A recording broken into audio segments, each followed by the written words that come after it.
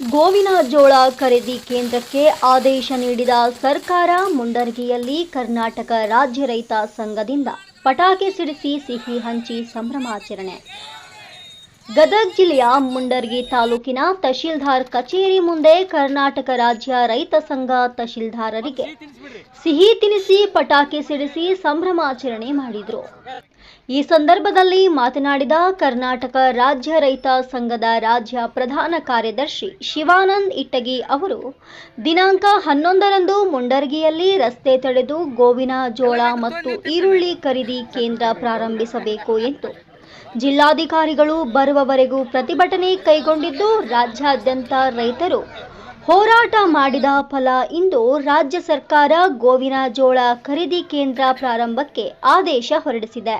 ಈ ಹಿನ್ನೆಲೆಯಲ್ಲಿ ರೈತರು ಗೆಲುವಿನ ಸಂಭ್ರಮಾಚರಣೆ ಮಾಡಿದ್ದೇವೆ. ಮುಂದಿನ ದಿನಗಳಲ್ಲಿ ಶೀಘ್ರವೇ ಖರೀದಿ ಕೇಂದ್ರ ಪ್ರಾರಂಭಿಸುವಂತೆ ಸರ್ಕಾರಕ್ಕೆ ಒತ್ತಡ ಹೇರಲಾಗುವುದು ಎಂದರು.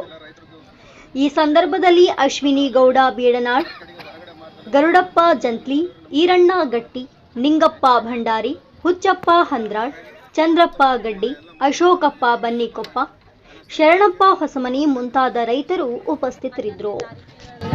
ಮೆಕ್ಕೆಜೋಳ ಬೆಂಬಲ ಕೊಡಬೇಕಂತೇಳಿ ಎಲ್ಲ ಮುಂಡರಗಿ ತಾಲೂಕಿನ ಎಲ್ಲ ರೈತರು ಹೋರಾಟ ಮಾಡಿದರು.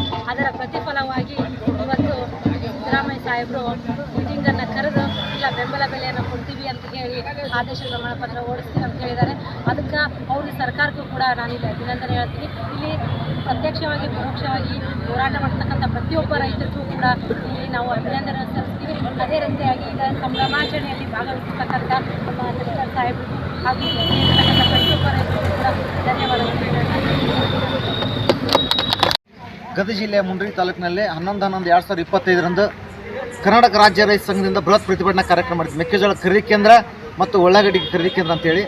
ಹಾಗಾಗಿ ಸನ್ಮಾನ್ಯ ಮುಖ್ಯಮಂತ್ರಿಗಳು ಇಂದು 21/2025ರಂದು ಇವತ್ತು ಸಭೆ ಮಾಡಿ ಖರೀದಿ ಕೇಂದ್ರ ಪ್ರಾರಂಭ ಮಾಡಲು ಸರ್ಕಾರ ಆದೇಶ ಮಾಡೈತಿ.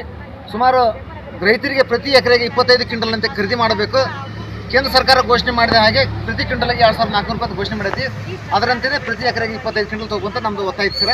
ಆ ಮೂಲಕ ಸಮಸ್ತ ರೈತರ ಪರವಾಗಿ ಕರ್ನಾಟಕದಾದ್ಯಂತ ಖರೀದಿ ಕೇಂದ್ರ ಶುರು ಮಾಡೋದಕ್ಕೆ ಸನ್ಮಾನ್ಯ ಮುಖ್ಯಮಂತ್ರಿಗಳಿಗೆ ರೈತರ ಪರವಾಗಿ ಅಭಿನಂದನೆ ಸಲ್ಲಿಸ್ತಾ ಇದ್ದೀವಿ. ಈಗ ಆಲ್ರೆಡಿ ಒಂದಿಷ್ಟು ಜನ ಮಾರಿಬಿಟ್ಟಿದ್ದಾರಲ್ಲ, ಈಗ ಮತ್ತೆ ನಾವು ಒಂದು 2-3 ತಿಂಗಳ ನಂತರ ಹೋರಾಟ ಐತಿ ಸರ್. ನಮ್ದು 8 ತಿಂಗಳ ನಮ್ಮ ಹೋರಾಟ ಐತಿ. ಆದರೆ ಕೇಂದ್ರದಿಂದ ಅನುಮೋದನೆ ಬಂದಿಲ್ಲ ಅಂತೇಳಿ ನಮ್ದು ಇಲ್ಲಿ ಮಟ್ಟ ಒತ್ತಾಯ ಮಾಡಿದ್ರು. ಆದರೂ ಕೂಡ ಮತ್ತು ಸರ್ಕಾರ ಈಗ ಇದ್ದಷ್ಟು ಮಂದಿಗೆ ಅನುಕೂಲ ಅಲ್ಲ ಅಂತೇಳಿ ಈ ಸೆಟ್ ಮಾಡಿದ್ವಿ. ಮುಂದಿನ ಹಂತವಾಗಿ ನಾವು ಪ್ರತಿ ಅಡ್ವಾನ್ಸ್ ಹೋರಾಟ ಮಾಡಿ ಯಶಸ್ವಿ ಮಾಡೋದಂತ ನಮ್ಗೆ ಈ ಮೂಲಕ ಒತ್ತಾಯ ಮಾಡಿದ್ವಿ. ಶಿವಾನಂದ